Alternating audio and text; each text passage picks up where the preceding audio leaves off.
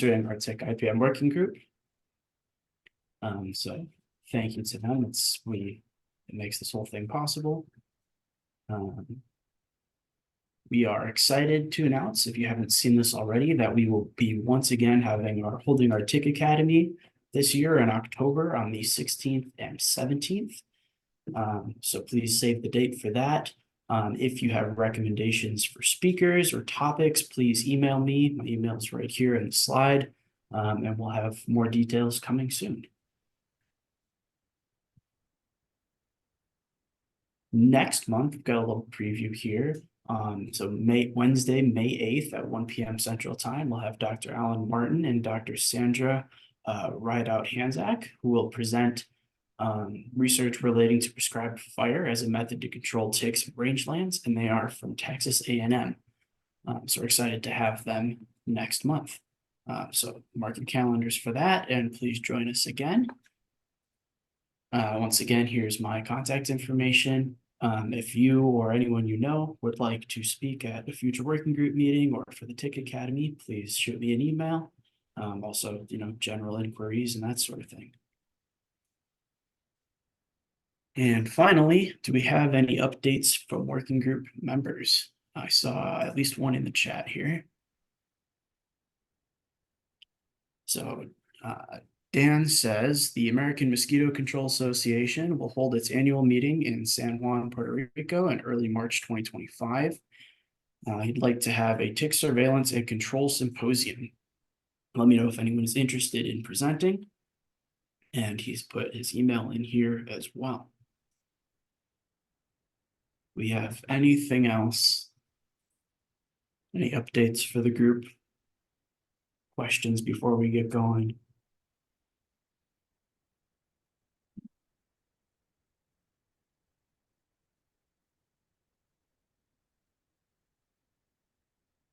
If you come up with something, please put it in the chat throughout the webinar. But we will move on for now. Today, we are excited to welcome Dr. Mattia Poletto, who obtained his PhD at the University of, is it Udine? Udine? Yeah. Udine. Udine? Udine. Udine, sorry, in Italy, and spent nearly 10 years working as a biochemist and molecular biologist in the field of DNA repair. After a postdoc at Oxford, Mattia transitioned into an industry, joining Oxitec and using his molecular biology skills to develop genetically engineered insects. He's been working at Oxitec for nearly 7 years and is now leading in the friendly cattle tick program in the organization. So welcome. Thank you for presenting for us today. And I will stop sharing so that you can share your screen. Thank you for the introduction, Brian.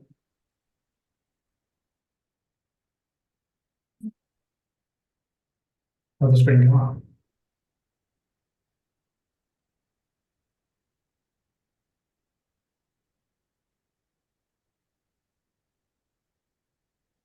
Are you able to see the screen? Yes, we can see it. Perfect. So thanks everyone for having me. And hi, my name is Mattia. As per Brian's introduction, I've been working at Oxitec for 7 years now, and I'm global program lead, leading specifically the cattle tick program. So today I'll be speaking about something that may be a bit unusual for this community, in that I won't specifically focus on ticks to begin with, but I will give you an introduction about what we do as a company first. And I'll tell you a bit about our friendly platform, what we call friendly platform in Oxitec. And I'll go into a case study of a commercial product we are actually selling at the moment in Brazil. And this is of relevance because we are hoping in the coming years to develop something similar for cattle tick control. I'll then move into cattle tick. However, because of confidentiality issues, I won't be able to tell you as much as I'd like to on the program. However, you get the general idea from our ADCGT business in terms of what we're trying to achieve. So I'll start with climate change. Obviously, most of this community, I'm assuming, is aware of the effect that climate change is having on invasive pests, including ticks. And we've seen this in the recent past, where we've had dengue cases and malaria as well in the United States. The way we're managing pests at the moment relies on chemical pesticides and methods that are, for one reason or another, are failing, and therefore that's where Oxitec is trying to fill a gap. And what we're doing in our company is to develop sustainable solutions based on insects or arthropods, broadly speaking, using biotechnology. And we do this in a scalable way, so that once we develop a strain, an insect, we can scale it up efficiently. And this is designed to combat a wide range of pests, including pests related to health, such as mosquitoes, or food sustainability, such as crop pests or cattle ticks. And importantly, we try to do this without leaving a trace in the environment. So a little bit about us. We are at the moment the #1 to market with genetically modified arthropods, because really we're the first one who have been able to get commercial approval in multiple countries, and we are currently selling and marketing genetically modified arthropods, which is extremely exciting. We have distributed team. Our headquarters are in the UK, in Oxfordshire. I'm personally based in Italy. We have a large unit in Brazil, where we are selling our Aedes aegypti products, and also some outposts in Djibouti, in Africa, Panama. We have a small lab in the United States, in Florida, and soon we'll be opening a small facility in Australia. We have multiple pest solutions in development, 7 and counting, and so far we've released probably closer to 2 billion mosquitoes, rather than 1 billion, as it says there. And our technology is backed up by a number of peer-reviewed publications. Wherever we go, we try and partner with local organizations, but also with regulatory institutions, because obviously, as you can imagine, deploying a genetically modified or genetically engineered arthropod requires substantial help from the regulators, and so we do partner with a lot of organizations wherever we operate. So how does our technology work? In principle, there you see a Spodoptera frugiperda, fall armyworm crop pest, and it's just one example of one of our friendly pests, friendly insects. Inside every one of our arthropods, we have 2 genes, marker gene, which is basically a fluorescent protein, and we use that marker gene to monitor releases in the environment, but also to recognize our strain and tell it apart from wild type in the labs. And the all-important self-limiting gene is what kills specifically female insects or female arthropods. So we engineer this self-limiting gene in a way that male only releases are possible, and this is especially important with biting insects such as mosquitoes, because in mosquitoes, only females will bite and transmit disease. But it's also important in all other arthropod species, where by basically releasing all the males, you're able to deplete the population from females, which is the sex that lays egg, and therefore our releases do not increase the overall burden in terms of population of arthropods. The gene itself continues in the environment because when our deployment stops, the population eventually, the target population will collapse, and there's no trace left. So our technology differs substantially from traditional gene drive, because we're not trying to introduce any genetic background, any genetics really into the target population. And that's how our gene basically disappear from the environment within a number of generations. Again, taking as an example our commercial product, Aedes album, because it's marketed in Brazil. It's an Aedes-specific Aedes aegypti mosquito, and our gene can be switched off in the factory so that we can rear a huge colony of insects, males and females. We then put eggs in a box. That box reaches the customer. Customer adds water. Eggs hatch, and the adult male only mosquitoes fly out of the box, go around the environment, mate with a female counterpart, and the next generation will be only male, because all of the females generated from that mating event will just die out. And with sustained releases, what you can achieve is basically a rapid and persistent population suppression as long as you keep releasing mosquitoes. So on the left there, you can see an example of one of our field trials in Indaiatuba in Brazil, where we've achieved over 90% population reduction relative to untreated areas, just by releasing male mosquitoes. On the right-hand side, you can see the value that this sort of product could have in the context of ticks, for example, where you have a lot of acaricide resistance, or in this case, this simulation done for a crop test, where we were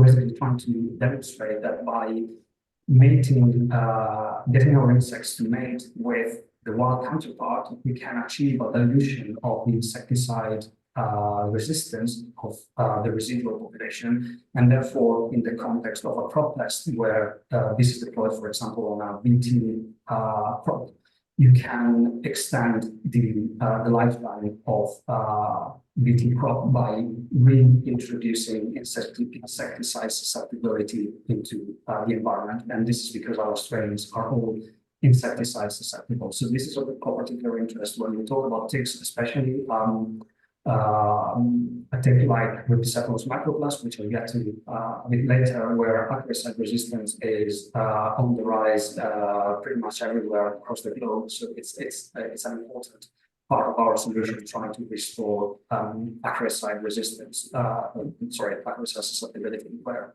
we can. And how this works technically, within every one of our insects, there's what I called earlier the self-limiting gene. This is basically the function of tetracycline responsive protein, TTAB as we call it. And this is engineered in such a way that via differential splicing between males and females, the TTAB protein will be synthesized as a functional protein in females only in the absence of the chemical antidote we use in the factory. And therefore, whenever we release in the environment, females will die out, whereas males will survive and go around and mate. Not only we develop strains, genetically engineered strains, but we also develop the whole solution. So we develop mass rearing systems to deploy and to rear and deploy these insects, but we also develop deployment devices. As you can see there's a couple of pictures in the middle, the one on top and the one in the middle of the bottom. That's one of our mosquito boxes, basically. So we designed that and developed the technology within the box to be able to deploy mosquitoes. We also partner with distributors to make sure our solution can reach multiple customers.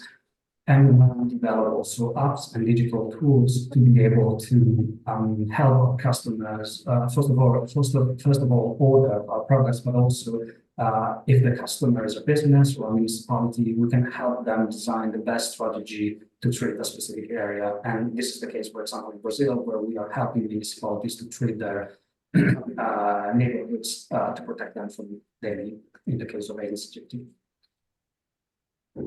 As I mentioned before, we have a number of pests in development at the moment, and in addition to mosquitoes, we have fruit flies, we have moths, and ticks as of interest in this community.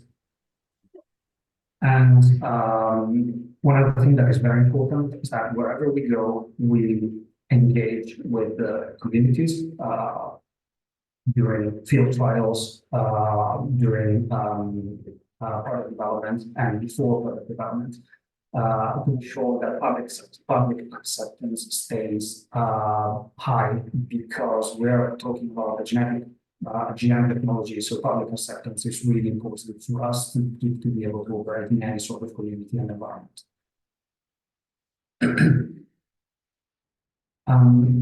So here I'll focus on our friendly ABS-Gypty product as a case study to give you an example of what happens to a product when it gets to commercial deployment.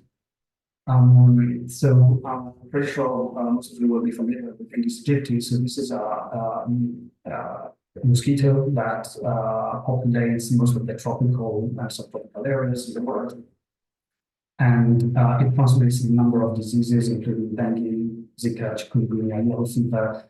And there's more than 6 million people at the moment that are living in areas that are suitable for ABS-Gypty. And dengue infection are on the rise, especially in Brazil at the moment, but throughout the world well, with 140 plus countries already affected by dengue. So our solution delivers a system that is very easy to use for the customer. It's just the water concept. It is a species-specific solution. Obviously, our GM Aedes album will only be able to mate with other Aedes-Gypty mosquitoes. Gives no environmental footprint whatsoever. And it's deployable by anyone. As I said earlier, customers can be private citizens as well as businesses or governments. Again, some more data from our in-vitro tuber trial. We've achieved more than 90% suppression within 14 weeks of deployment. And the case in point, we've been approached by one of the basically the Airbnb counterpart in Brazil, who's decided to run a campaign for us and protect some of their flats, their houses from dengue by advertising our product and using our product to protect their houses, which was really, really exciting. A few high-profile customers in Brazil, and as I said, we do tend to partner with existing distributors, so we don't do all the distribution ourselves, because obviously it's a huge amount of houses and places we're trying to reach. So in Brazil, for example, we partner with Rentokil and Ecolab, two major pest control agencies in Brazil, to distribute our product. And due to the high demand we are having in Brazil, we've in the past year or so, we've scaled up and built the largest mosquito factory in the world, as far as we're aware. And in there, we're just producing flat out mosquito eggs to distribute them across Brazil. And this is just one example of one of the screenshots, for example, from the app that shows you how deployment is actually managed together with mosquito districts to make sure that they treat them in the right areas, the right neighborhoods, and they distribute their power boxes in a way that makes sense to achieve the maximum coverage possible. And just wrapping up on our introduction, we have a number of additional projects running at the moment. So just a website view on what's going on around the Oxitec landscape. We have a project funded by the Bill and Melinda Gates Foundation, which is all about malaria in Africa, where we're stationed in Djibouti at the moment. However, the mosquito we're developing is not listed. It's already been found across most of the central parts of Africa, and it's a pretty invasive mosquito. It came from India, as far as we understand it, at least 10, 15 years ago. And since Djibouti has experienced a huge rise in malaria cases, so we're hoping that you're there to try and help with one of our products. Always funded by the Bill and Melinda Gates Foundation. We are operating in East America, Panama in this case, developing another solution, Anopheles albimanus, again, another malaria vector there. And as mentioned earlier, we are now partnering with Australia, Xyro, to develop a tiger mosquito solution. Again, this is another Aedes mosquito, similarly, certain ways to Aedes aegypti and able to transmit a number of diseases. In the US, we're advancing our Aedes aegypti product. We've now run 3 successful field trials, 3 seasons of field trials with the Florida Mosquito District. And we are currently liaising with the EPA as trying to get commercial approval in the United States for this product. And also supported and collaboration with CDC, we're trying to get to vector control in a specific setting in the Marshall Islands. So that is something else that's available. And finally, Flammula is one of our crop pests. At the moment, we are concluding a number of seasons of field trials in Brazil, and we are ready we've actually achieved very recently commercial approval in Brazil as well to employ Flammula, so that is scaling up too.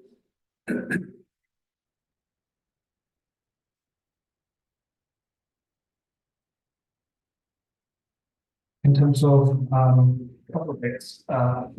We, at the moment, are focusing on one specific species. You may be familiar with Rhipicephalus microplus, or the Asian blue tick. So this pest is really invasive. I believe it's been eradicated or nearly eradicated from the United States already. However, it's a huge problem in Latin America, Brazil, Argentina. Since its introduction by Madagascar in South Africa, it's now spread everywhere across sub-Saharan Africa. And every 5 months or so, there's a new report in specifically in a different country in sub-Saharan Africa, and insecticide acaricide resistance is on the rise for this particular tick, mostly I believe down to the fact that this tick is a one-host tick, therefore it's exposed continuously through its life cycle through to acaricides. I'm sure you're very well aware of the cost of yearly losses due to tick-borne diseases in general. This tick in particular transmits anaplasmosis and babesiosis, where it's present, transmitting both Babesia vagina and Babesia bovis. It's invaded a number of countries already globally, and again, acaricide resistance, it's measured already in more than 60% of the microplus population sample around the world, which is astounding. So the way we develop solutions is we go through a phased approach. We start off with feasibility to then go on to the discovery/product development. We then demonstrate in a proof of concept setting, normally contain field trials before pre-launching and eventually launching into the market. With cattle tick, we are still at the very early phases of our project. We were approached by the Bill and Melinda Gates Foundation 2.5-3 years ago, asking is it feasible for you to implement, apply your technology to something that is not strictly an insect. And the answer is yes. We've completed that feasibility phase as of last year and met all the milestones we set out to achieve with the Gates Foundation. Specifically, we started off by developing the tools to deliver exogenous genetic material into tick embryos to transform them. We've identified a number of candidate sequences that we could use in the future to create those splicing modules I was telling you about at the beginning of this presentation, and therefore to act as regulatory sequences for our cell-printing system. We've also worked together with Clean Global to characterize the male parasitic phase of this tick, because very much is known about females, the fact that they drop off the cattle after they've engorged fully. However, very little was understood about how long do males persist, what happens after they mate on cattle. And we've also run a couple of proof of concept studies by hybridizing different tick strains to simulate releases on cattle, because obviously biology of the tick and deploying a self-limiting tick or a friendly tick is going to be very different to deploying a mosquito or a moth. We've also looked at some modeling to describe and understand how our technology may work together with parasite applications, for example, but also in the context of existing management practices. And to do so, we're focused on case study geographies in sub-Saharan Africa to understand what sort of management practices are in place in specific countries, in West versus East versus South Africa, and how our solution can best serve farmers. And eventually, given success for our feasibility phase with transition to what we call pre-development. In pre-development, we've partnered with an institute in Scotland, in the United Kingdom, the Rosling Institute. That's where Golden Sheep was developed in the 90s. And they have world-class cattle facilities, and therefore it's easy for us to basically operate next door and have a colony running off their units and work with cattle ticks. So, as I said, we're now transitioning into discovery. We are at the beginning of the discovery phase, if you will, and we're working towards developing this microplast solution. And this is just, again, another slide to sort of describe the partnership we have between Oxitec and the Rosling Institute. And if I'm getting to the end of the presentation, so this is just a press release we had in February, where we've launched our new R&D hub. So we set up a small R&D facility where we're working next door, as I said, to the Rosling Institute to be able to develop this sort of solution that we believe will be or could be available for field testing within the next 4 to 5 years. So stop here and take any questions.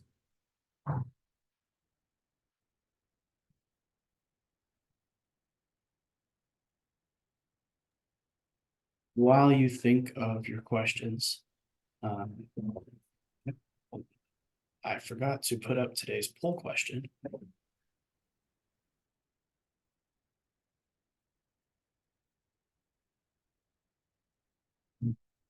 Ryan Anderson, are you able to access the poll question? It says I'm logged in from another device. Yeah, I'll work on it. Okay, we have a hand up from Gilbert. Oh, the poll came up.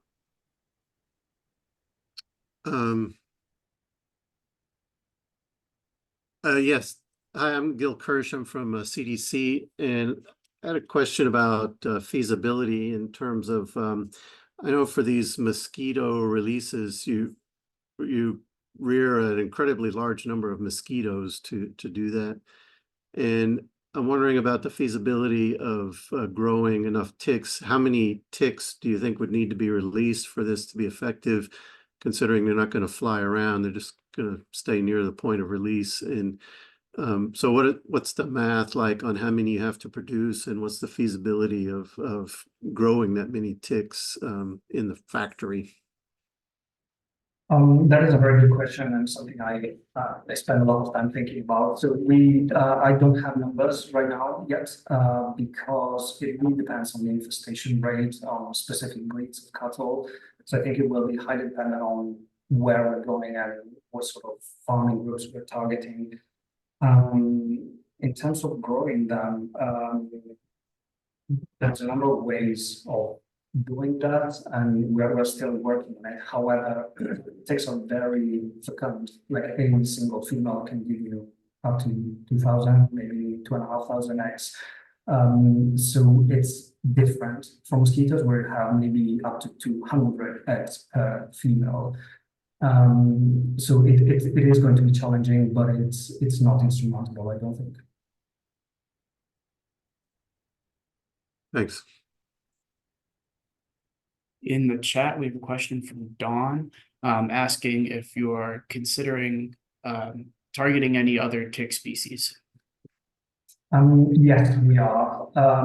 However, we haven't got anything active because of costs mainly. It's very expensive to produce a genetically modified alpha bug, and everything that goes together with it is probably comparable to developing a new chemistry for an occurrence side, I'd argue. So we do have a number of species in mind, but we need the right partner to help us develop. And not brown bug ticks yet.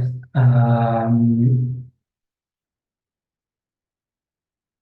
yeah, and I think another important step for us would be demonstrating that we can develop a genetically engineered microplus in the first instance, to be able to say for sure, yes, we can do this in any sort of tick.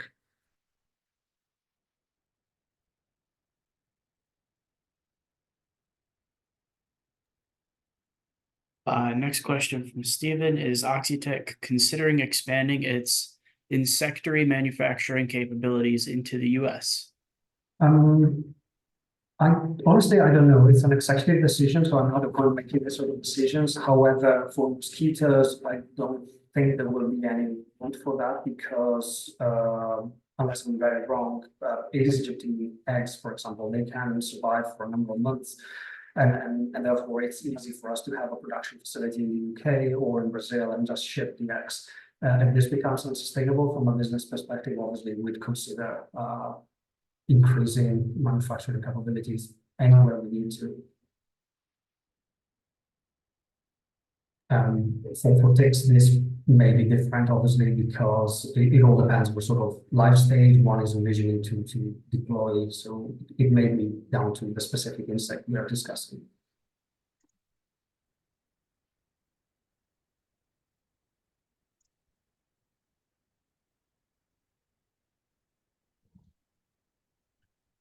Dawn, did you have another question? I did. I was trying to figure out how in the heck to raise my hand, but never got there. Thank you for reading my mind, Brian. I'm John Gooch. I'm from the University of Arizona and work with mosquitoes and ticks. And we have been absolutely desperate to get Oxitec mosquitoes registered here in the state of Arizona, to no avail up to date, although we won't give up. If there is anything that we can do, and I have reached out to Oxitec, indicating our willingness to advocate at the state level in whatever way we can to facilitate that. You might think that being Arizona, it's all, you know, cacti and dead plants, and yeah, there's a lot of that, but there's also an awful lot of Aedes aegypti. And I've just come back from our Western Region conference, and there's just vast numbers in Utah and Nevada, and you know, you tend to think of Las Vegas as also being the low desert landscape with low water, low rainfall, and they have vast quantities now of Aedes aegypti that have spread significantly across Clark County. So, you know, having targeted Aedes aegypti in multiple years of effort in order to try to see what we can manage populations with in a metropolitan setting like the Phoenix metro area, and failed repeatedly with the tools that are available to us, we just become ever more desperate to be able to access tools that have a fighting chance at winning against this formidable little creature. Thank you. Yeah, no, thanks for your comment. I'll be sure to mention this again to management. I'm sure we're fine in that. Obviously, if we don't get commercial approval in the US, it's very difficult for us to access states. And we've done this in in Florida because we needed to substantiate our application to the EPA with field trial data in country in the US, but I'm sure we'll get there in the near future. Mattia, do you mind if I share your email with the group? No, not at all.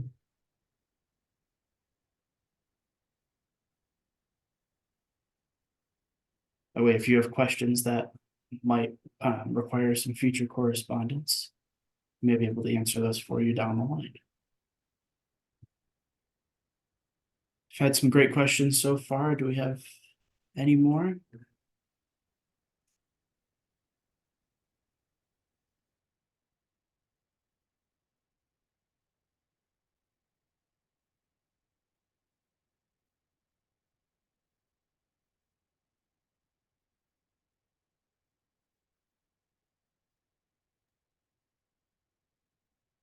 We're well ahead of schedule compared to other webinars. So if you have questions, don't be afraid to ask them.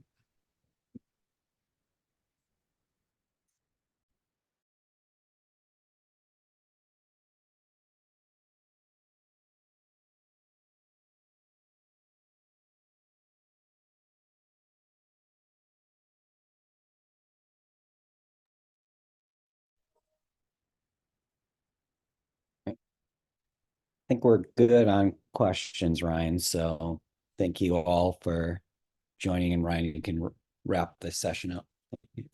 Sure. Yeah, no, thank you all for joining us. Thank you, Dr. Poletto.